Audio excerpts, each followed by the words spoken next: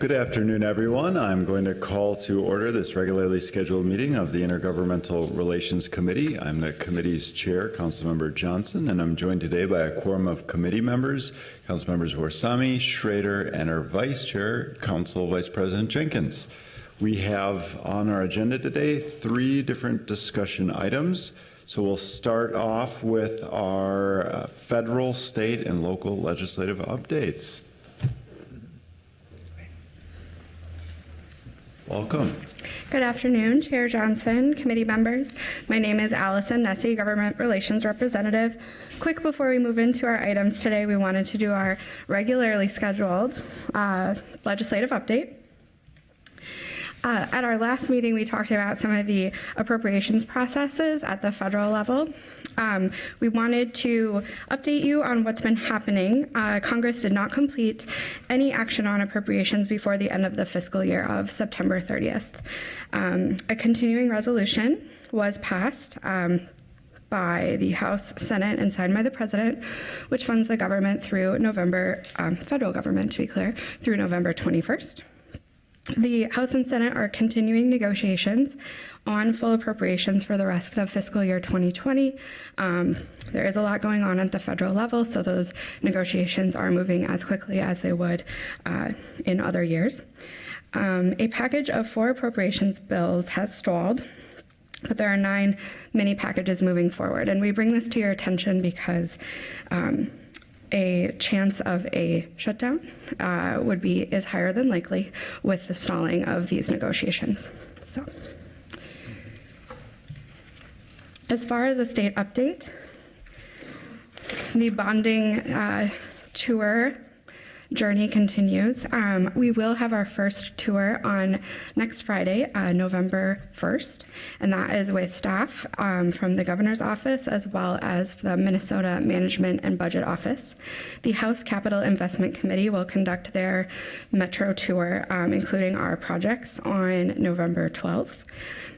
We are still waiting to hear from the Senate Capital Investment Committee when they intend to schedule their metro tour. So no update on that. Last week, though, Governor Walz and Lieutenant Governor Flanagan did announce that they would be embarking on their own tour across the state, which has never actually been done before. So we have sent a letter inviting them to come visit the project proposals in Minneapolis, and we'll keep you updated to see if they so choose to come visit us. I will turn it over to Jean for our next agenda item. Excellent. Thank you. Do we have any questions on any of those updates from committee members? Also, note that we've been joined by Councilmember Reich. Welcome, Mr. Renee. Mr. Chairman, do we need to receive and file on Allison's report? Yeah, we can do that now. So we will go ahead and move to receive and file. All those in favor, please say aye. Aye. Those opposed, the motion carries. Thank you, Mr. Chairman. Yep, we'll move on to our legislative agenda and policy positions. Mr. Chairman, as you're aware, that we start getting ready for the next session maybe a month after the session ends. And we started in June with our liaison team, policy liaison team, which consists of staff people from all of the city departments and agencies, where we spend the summer going through what happened in the prior session, reviewing what is in our policies now, and also asking for some new ideas. And today we are going to present some new ideas from, I think, 4 or 5 city departments. They deal all the way from public works to regulatory services and CPED. So we will ask each person to come up. They make a presentation. I ask you what would be best questions at the end of each presentation, or do you want to wait till the very end? We can take questions as committee members have them. Okay, good. So, Mr. Chairman, the first proposal will come from Public Works. That's the right to repair, and I think it's going to be. Okay, Jennifer Swanson was involved, but also Kelly Kish will make the presentation. Excellent. All right. Thank you for having me, Mr. Chair and committee members. Thank you. So right now you can bring your car to any auto shop that you like because of federal legislation that requires the auto manufacturers to release repair models and to make parts available for the repair of your vehicle. The right to repair bill does the same thing for your electronics, appliances, and farm equipment. Right now, they are not required to do so, and many only allow their products to be repaired at an authorized retailer, which means that those people have the opportunity to charge whatever price they want, and it makes our residents potentially have to pay more, or instead of repairing an item, actually go and replace it instead because it might just be less costly for them. So the right to repair will not only spur the potential for new businesses here in Minneapolis of small retailers wanting to make these repairs.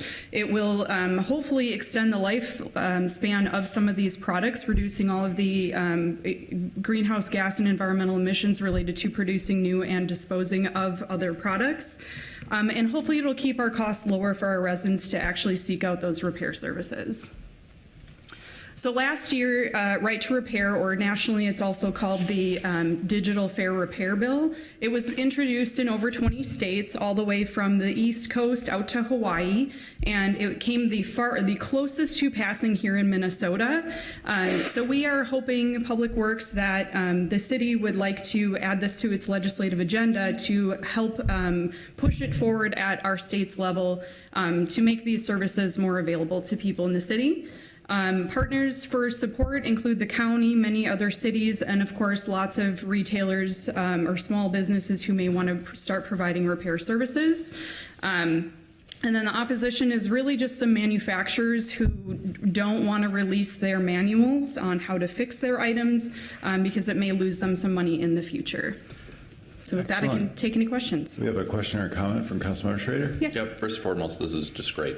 Thanks for bringing this forward and just having Minnesota be hopefully one of the leaders in this. But could you define came closest to passing or what that means? It was heard on the House floor, but not on the Senate floor. Heard. Do you want to add to that? Yeah, sure. Okay.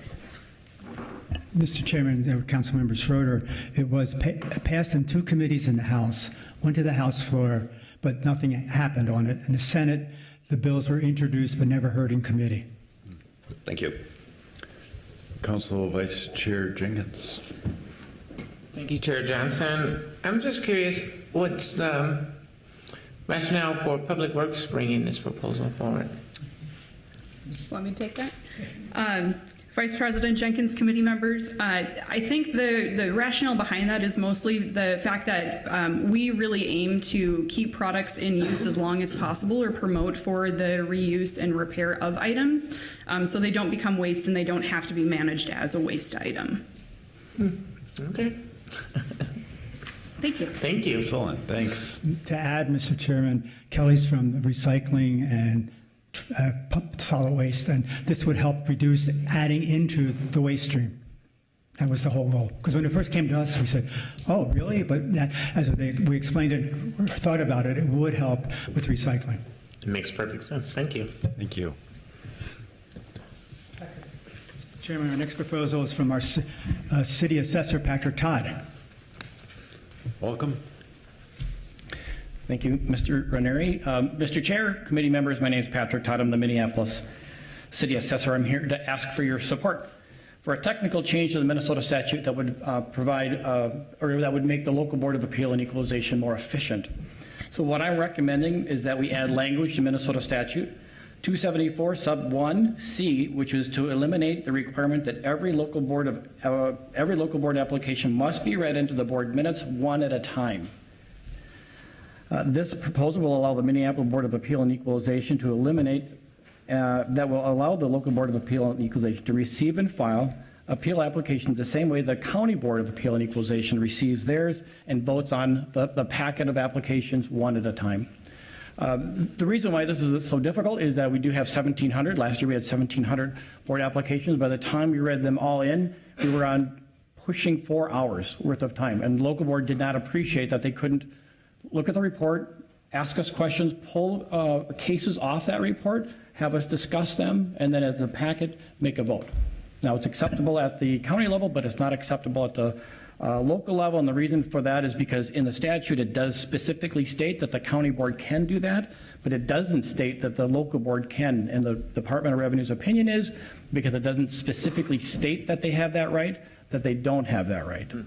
So we would like to add that clarity to the statute so that at the local board, when we're done at the end of the appeal process, we can submit all changes to the local board and they can vote it at one time. This is supported by our city clerk, Casey Carl, and it's not opposed by the Minnesota Association of Assessing Officers. And the reason why they don't support it is because it doesn't impact anybody else in the state. We're only asking for it to be a Minneapolis change. So with that, I'll stand for questions. Great. Any questions? Well, hopefully that's one that has bipartisan support over the legislature. Thank you. Thank you. Mr. Chairman, there are two proposals from the city clerk's office, and Kate Redden will make the presentation. Welcome.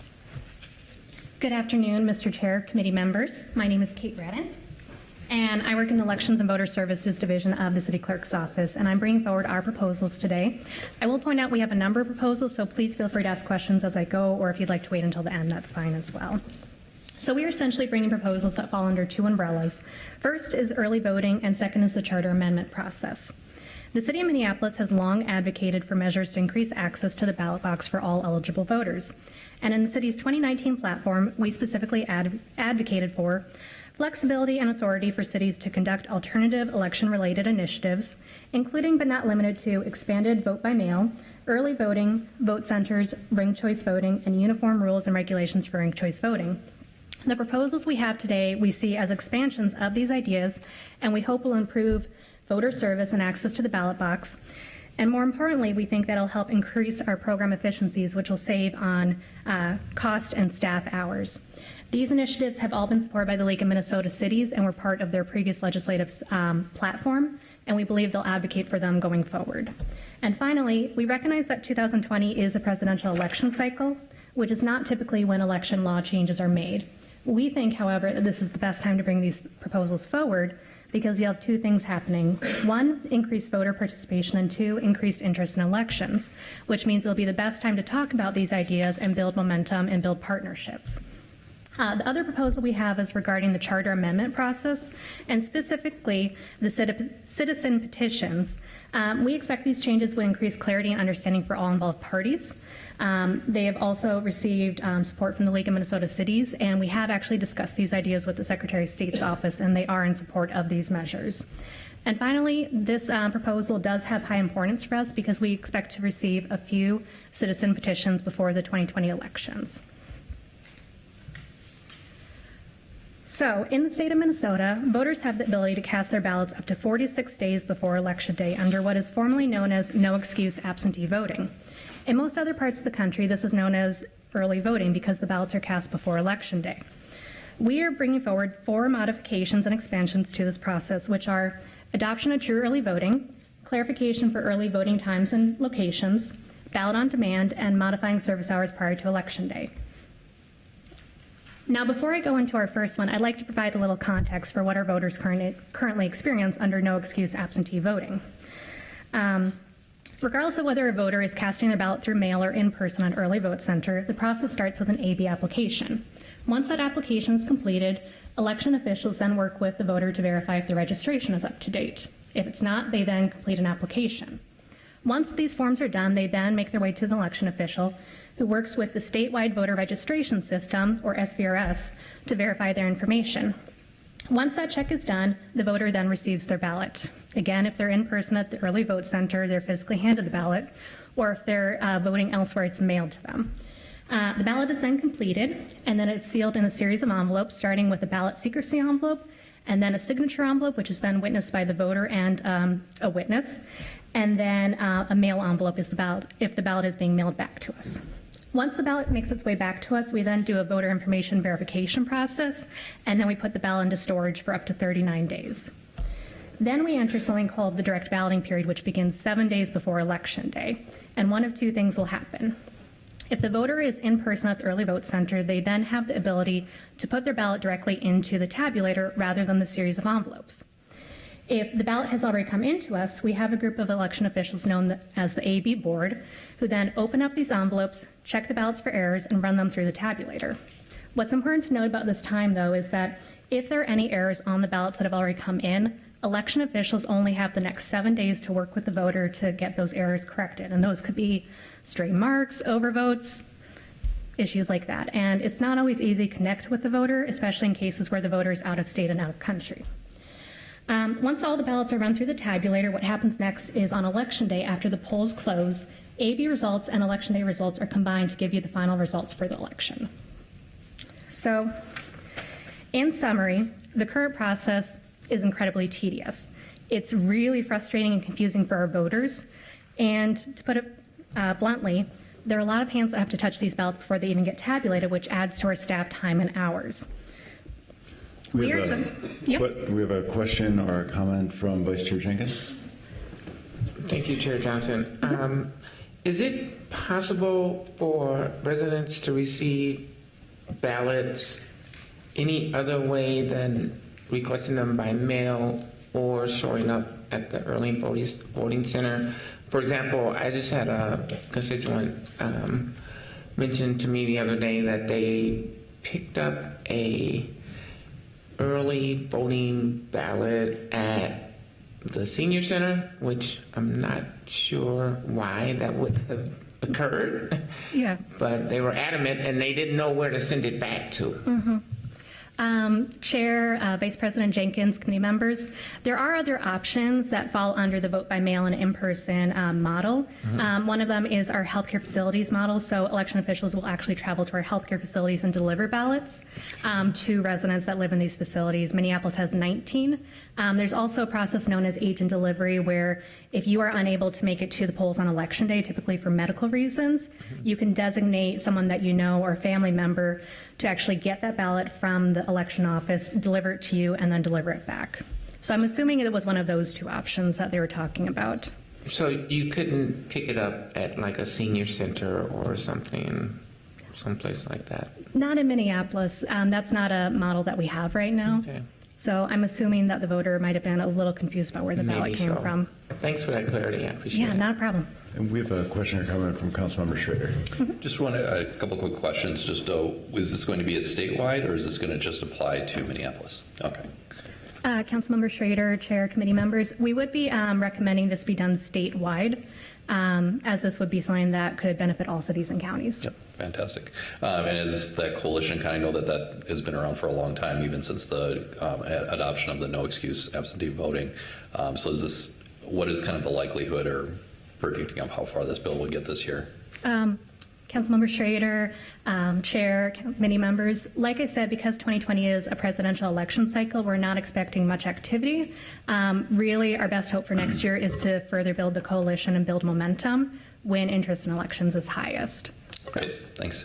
Thank you. Thank you. So as I was saying, the current model is very tedious, and switching to true early voting would essentially streamline the voter check-in process, increase efficiency, and decrease voter wait times, and it would do it through a number of means. We would remove the AB applications and ballot envelopes in most cases. Voters that are voting from home or through the vote by mail program would obviously need a way to request that ballot still, so we wouldn't totally be able to remove that. Voters would be able to put their ballots directly into the tabulator for the full 46 days, instead of having to wait for the direct balloting period, which is something that voters tend to prefer. True early voting would also reduce staff hours. For example, in a typical general election, the city must hire an average of 20 extra staff just to support the AB board operations. If ballots were being tabulated the entire time, this would greatly reduce those numbers and save on staff wages. The city would have far less materials that need to be stored during and after the election. And finally, we believe our voter turnout numbers support the fact that our voters prefer a true early voting model. So what you see on the screen right now are the numbers of votes cast at the Downtown Early Vote Center in 2018 general election. The left-hand side of the figure shows the ballots cast during the final 7 days during direct balloting, and the right-hand side shows the rest of the early voting period. As you can see, 48% of our voters chose to wait, and there are lots of reasons that go into why a voter chooses to vote when they do. But we consistently hear feedback from our voters that they like putting the ballots in themselves and knowing instantly if there's a problem. And I think that's what this number shows you, is that they really do prefer it, which is the most comparable model we have to true early voting. Next, we have a proposal regarding early voting times and locations.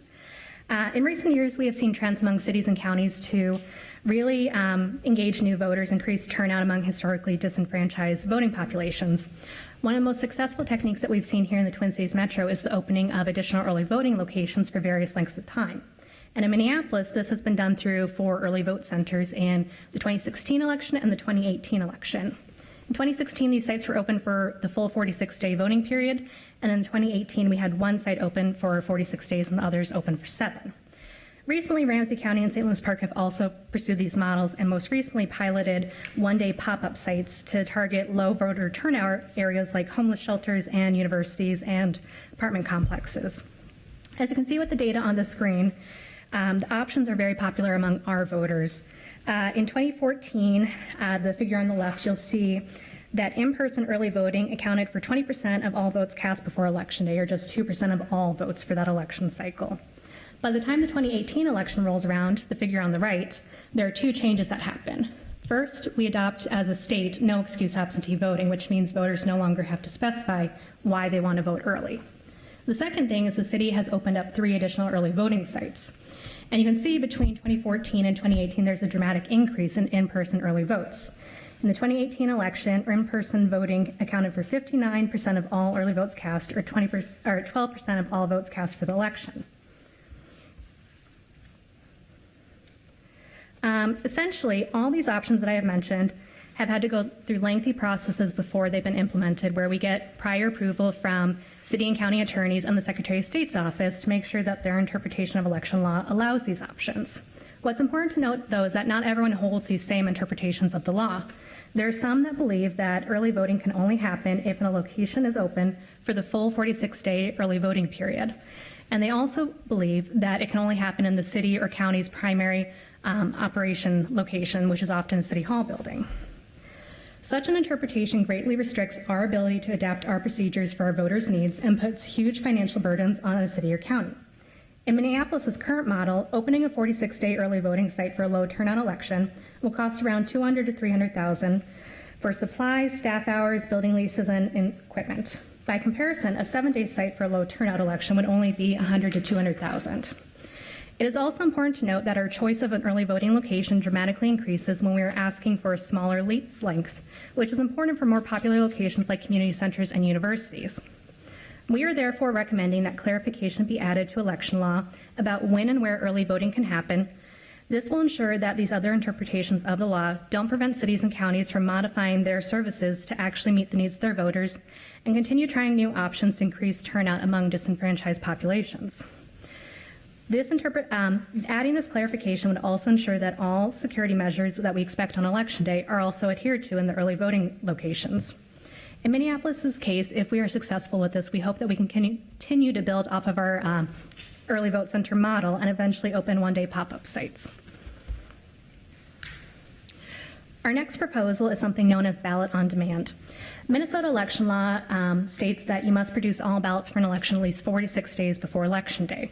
So in Minneapolis' case, that means we have to make a best guess for how many ballots will be needed during the early voting period and Election Day at 134 precincts at all sites that will be open. We do this based on recommendations from Hennepin County, analyzing past voting trends, and trying to predict any factors that will impact the next election, such as ballot questions or particular competitive races. The chart on the right here will show recent ballot quantity numbers and costs for early voting periods. Take, for example, the 2018 general. A total of 165,000 ballots were produced to supply 4 early vote centers.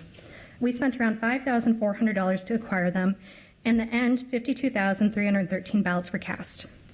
What's important to note that of the number of returned ballots, this also includes ballots that were produced by Hennepin County, as Minneapolis voters do have the option to vote in person at Hennepin County or at Minneapolis.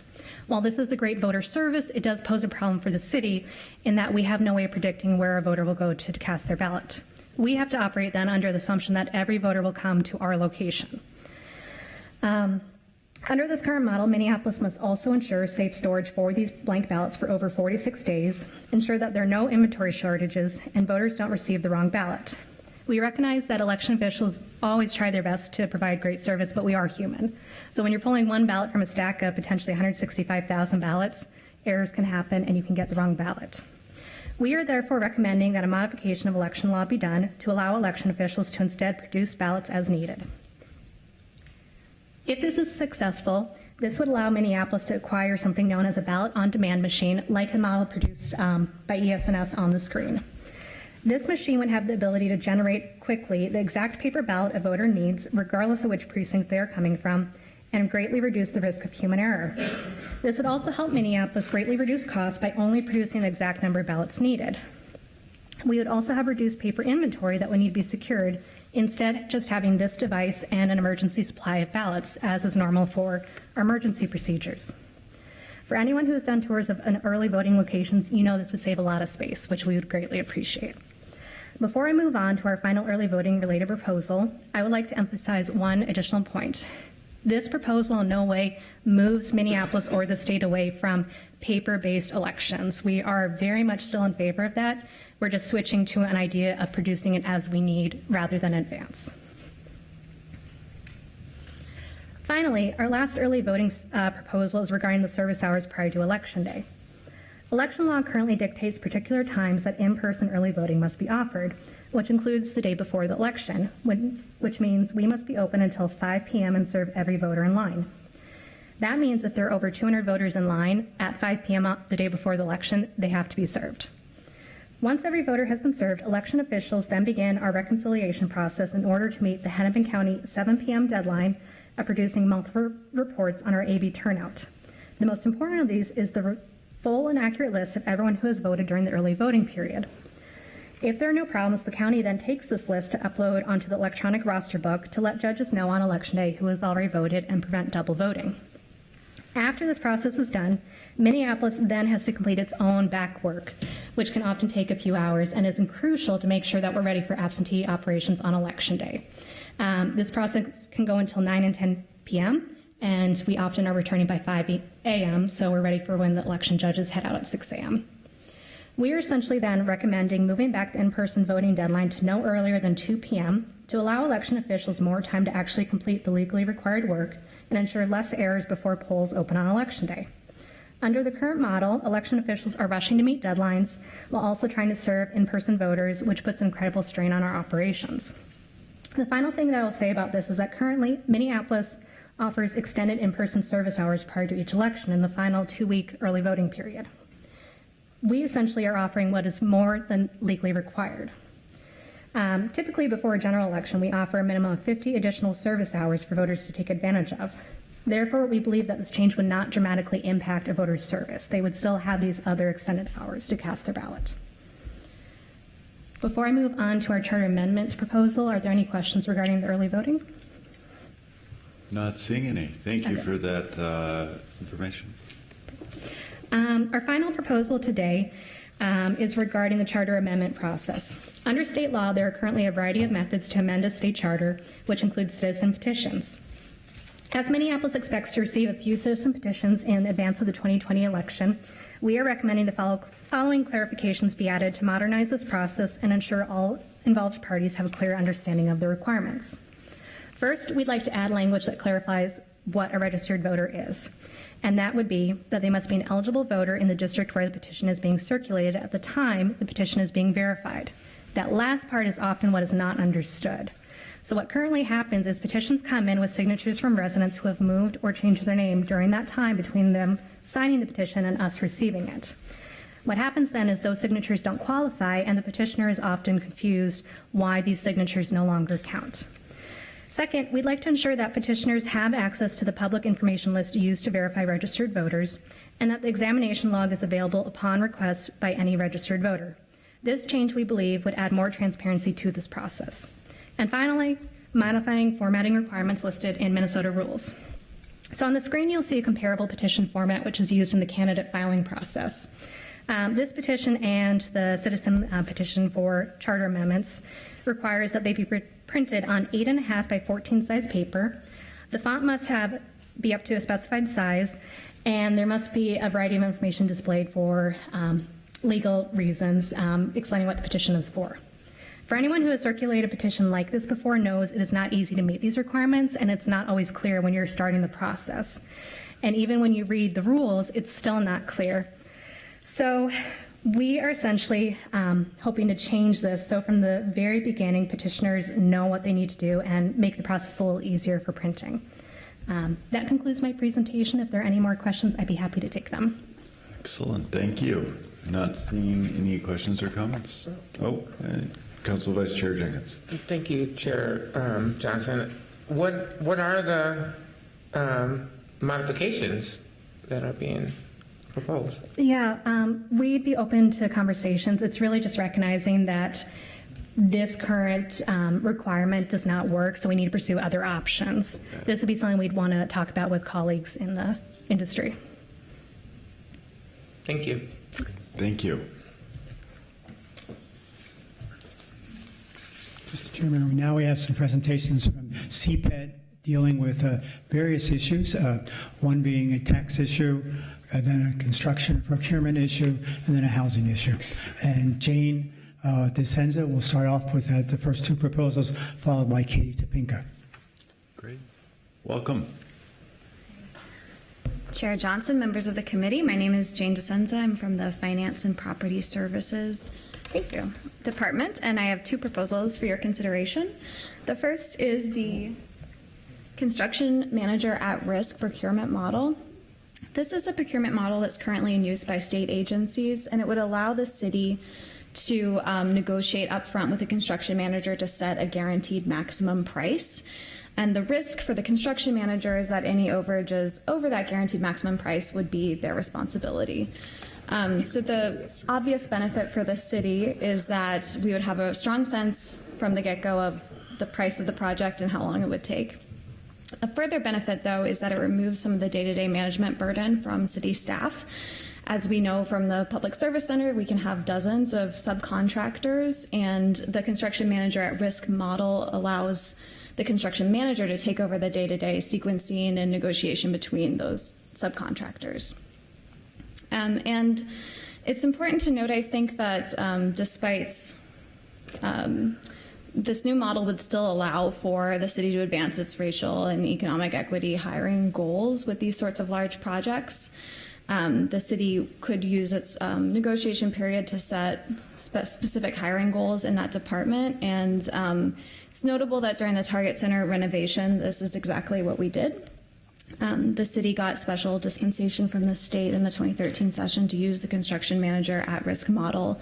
And it was successful in fulfilling city goals of racial equity and gender equity in the construction phase. If there are any other questions about construction manager at risk, I can take those. Not seeing any. Great. The next proposal is the Downtown Taxing District Boundary Setting Authority. So as we all know, there's a 3% downtown liquor tax. But what was new to me was that the definition of downtown was set in 1986 by the state legislature and has not been updated. So Finance proposes that the authority to define what is downtown should reside with City Council rather than with the state legislature. Obviously, the city has changed a lot since 1986, and we think it should be responsive to those changes. And Finance and Property Services will be seeking out a vendor to conduct a tax incident study to better inform what neighborhoods and perhaps what tax rates would be most appropriate if changes are to be made. Great. Thank you.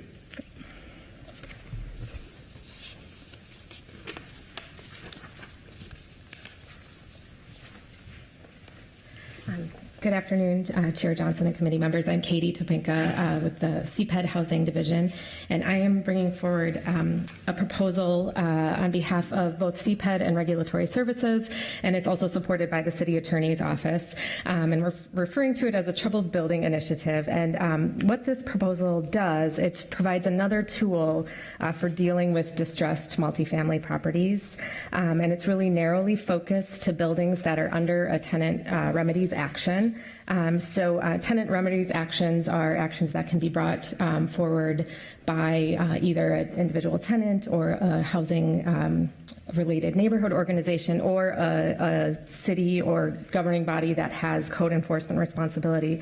And a tenant remedies action allows the court to appoint an administrator who would then make repairs to a building, and the city can assess those costs to the property.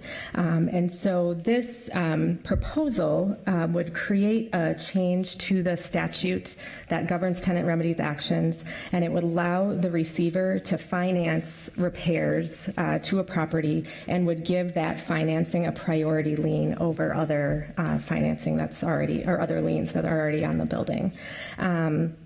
And so this proposal is really being driven by the Family Housing Fund, which we often partner with on housing policy. So the city would act as sort of, if this was to be added to the legislative agenda, would be supporting the Family Housing Fund's work on this initiative. And the hope is that this would not only allow for financing to be secured with the priority lien, but it also bring other lien holders to the table and hopefully bring the property owner to the table more quickly to get repairs made. And this is really a narrowly focused proposal targeted at properties that would be subject to a tenant remedies action. And ideally, it will help us achieve goals of keeping tenants in place, improving housing conditions, and preventing displacement. So with that, I'd be happy to take any questions. Great. Thank you, Councilmember Schrader. I just have a couple questions about kind of the change in lien priority. Like, is that, like here it says the receiver would have that priority. Is it through the city? Like, how is that being, could you go in a little more detail of how the lien priority is being changed? Mm-hmm.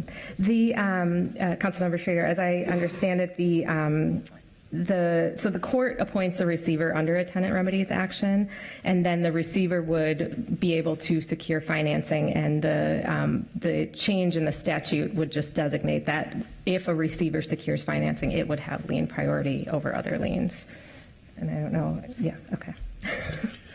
I know that we're one of the other things that the council is working on is a tenant opportunity purchase, so I didn't know if this would be that while we're changing the lien priority, if there's something that we'd need to think about adding the city into that lien priority, if it would make some of these other ordinances easier to do.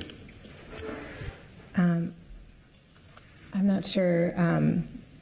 Something I think we can think about, but this is very specifically focused on tenant remedies actions. Nope, thanks. All right, thank you. And Mr. Ranieri, correct me if I'm wrong here, but with that, I think we are done with the proposals before us. Mr. Chairman, that is correct, and we will come back and probably the next meeting or the meeting after with these proposals and put it somewhere into our legislative agenda or policies, as well as some other ones we were working on. Excellent, thank you. And I just want to take a moment to thank everyone involved with this who really dug deep within their departments and thinking about their processes and all the opportunities available before us, the issues that face the city, opportunities for efficiency improvements and improving quality of service. I know it was a lot of work. This work began months ago. There's been lots of vetting and discussion and review of this, and so really appreciate all the efforts that went into it, and I think great presentation on all these different proposals from the departments. So any further questions or comments from committee members? Not seeing any, I'll go ahead and move that we receive and file that report. All in favor, please say aye. Aye. Those opposed, the motion carries. And with that, we have our final item for discussion today, which is amending our legislative agenda and policy positions to add planning, pre-design, and design funding for Public Safety Training and Wellness Center to our capital investment priorities section. We are joined today by our colleague, Councilmember Palmisano. Welcome. Chair Johnson, members of committee. Chief Arredondo would be here today, but he is in Chicago on city business, so I will do my best, which is not the same as having Chief Arredondo here. Here's what he would say. He would remind us that Minneapolis has the largest police department in the state, and he would remind us that training impacts everything we do. in law enforcement. I cannot emphasize enough that we value it, and I think it deserves our candid attention. It impacts our hiring capabilities. Our current conditions really hinder our ability to do training better, and Commander Blackwell is here with just a couple slides today to talk about our current facility. Other agencies continue to want to use us as a trainer for some of our more innovative training techniques, procedural justice, de-escalation training, crisis intervention training, and we have to turn them down. So we would like to be able to go in collaboration with other agencies to the state for a bonding request for a facility that would ultimately serve our needs. After my initial collaboration very early on this year with council members Ellison and Cunningham, because the current facility for this is in their area, and then there is the gun range in the 4th precinct, I had preliminary conversations with county commissioners, state representatives, and the senator that serves this part of Minneapolis, North Minneapolis, where our facilities currently exist. And upon advice of Coordinator Ruff, we started a work group of internal city partners on this. The police department, through Chief Arredondo and Commander Blackwell, have had preliminary conversations with law enforcement agencies that serve our city in different ways, right? So yes, our park board, but also our county, the University of Minnesota, Metro Transit, and even our airport police. I've had the pleasure of working with Commander Blackwell for over a year now, and she's currently in charge of training for our whole police department. We feel ready to ask this committee to formally add this initiative to our legislative agenda. So I'm going to introduce Commander Blackwell. Thank you. Welcome, Commander. Thank you, Mr. Chairman, council members. I'm just going to give you an overview of our current training facility. So if you're not familiar with it, it is the Special Operations Center. It's located in North Minneapolis on the 4100 block of DuPont. Just so you have an overview, we do have a fenced-in parking area, and then we take up parking in this residential area surrounding the Special Operations Center. Our facility, we have 14 specialty units within our facility, as well as our training division, well, most of our training division. It was a former elementary school, and that was converted into the center. Right now, one of our, I'm going to talk about some of the challenges in a minute, but just the parking alone is a challenge for us, so we're over capacity. There's a church, the Salem Lutheran Church, you see adjacent to our facility. They help us with some overflow parking when we're having congestion issues. Inside our facility, we have 4 classrooms and 1 computer lab, as well as a couple of conference rooms, and then we have 2 multi-purpose gyms that we use. We're a very busy training division. In 2018, we delivered just over 2,500 hours of training. We anticipate that this year, by the end of the year, that will exceed 2,700 hours. And basically due to technology advancements and training advancements in our leadership and professional development programs. Thank you. So just our staff in our facility alone, we have 124 assigned staff at the Special Operations Centers. And that includes some of our training staff. Some of our training staff is off-site at a different location because we don't have the capacity to have a range at this facility. And then we have additional community service officers, explorers, civilians, sworn officers, and then part-time trainers.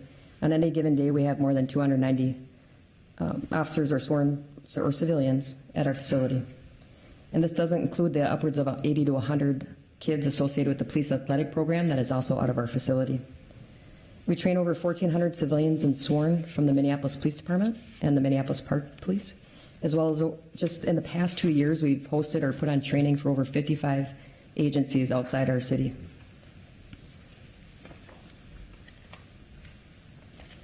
Some of our challenges is the age factor of our building.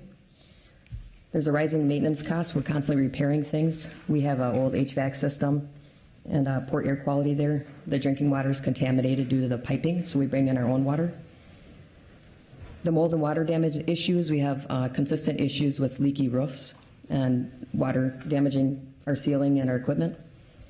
The biggest thing is we're highly competitive for our space and training areas.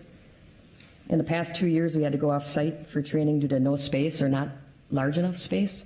25 times we looked for places within the metro for different classroom space, and 145 times we look for ranges and bigger space to do our training. We generally like to be within Minneapolis. Sometimes we go over the emergency operation training facility and get bounced out of there too because of their training space. But there's locations that are not always close to the vicinity of Minneapolis that we go to for the capabilities that we need. Camp Ripley alone is 110 miles one way. Dakota County Technical College is 30 miles for us. We've used Boston Scientific, that's 15 miles away. And then as well as Forest Lake Sportsman Clubs that we use a lot is 30 miles away as well. One of our, obviously due to that, because of our multiple units that we share space within in our facility. And then just with the part of our training staff offsite and in different locations, it's a challenge with oversight, communication, and collaboration at times. But the building itself it's very challenged to really keep up with our technology needs, the power that we need, and the internet needs and cell service is intermittent throughout our building. And then we're competing with the residential area, the livability needs of the neighborhood. When we have a lot of training all the time, it's a high volume of traffic, and then noise from training, and as well as all the parking, especially when it's snowing outside or we have evening training when people come home from work. Overall, outdoor training, we try to keep at a minimum outdoors because of this. We don't want to disrupt the community members. And then obviously winter is an impact where we try to go indoors.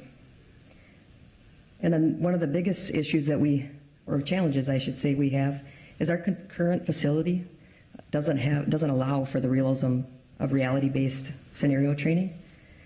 And basically reality-based training is designed to put our officers in the most realistic scenarios possible to optimize like the best practices when responding to high stress incidents, as well as the lack of space to conduct multiple agencies or joint agency operations in the high demand that a potential big incident occurs.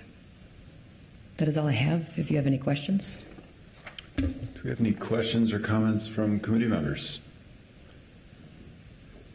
Council Vice Chair Jenkins. Thank you, Chair Johnson. Is there a proposed new site? Let him or her. Here. Council Vice President, members of committee, there are some ideas of potential additional sites. Some of this would be with our interjurisdictional partners, some of which might be near the airport. But we don't want to go in with just one site selected. Rather, we want to come up with criteria that would work for a facility. This proposal would be for a certain amount of planning money to be able to come up with a plan. One of the critical elements of this plan it would be in a space that would facilitate having a gun range, that it would facilitate a space that would be regionally accessible to other law enforcement agencies across our state. And a third would be that it doesn't impact a community the way that using this elementary school does currently in North Minneapolis. Thank you. Thank you. And I did have a question on this. What are some of the other agencies we're looking at or in conversations with potential partnership on this? What other agencies or what are they looking for? Yeah, what other agencies? So the other agencies within the Metro here that we've talked to, it's in the initial planning that are showing interest is Metro Transit, University of Minnesota. We started talks with airport, obviously our Park Police partnership in Hennepin County. Excellent. Yeah. That's a pretty wide range. That's great. Yes, thank you. Any additional questions or comments from committee members? Well, I'd just say that I appreciate the need here. I can see even in my own ward where the fire department uses one of our stations as a one-off training space, and really it's inadequate for both our firefighters and then as well the impacts to nearby residents. And I think we've seen this kind of play out with whether it's our public services building or whether with our water department and some of their facilities where we have these problems with aging building infrastructure, and really an opportunity to do better by our employees and be more effective in the work we're doing. So with that, I'm happy to move this item forward, amending our legislative agenda and policy positions to add this And I will see if any committee members have any other questions or comments. We just really appreciate the presentation. Thank you. Mr. Chairman. Not seeing any. All those in favor, please say aye. Aye. Those opposed, the motion carries. And with that, we are done with our business, so this meeting is adjourned. Thank you.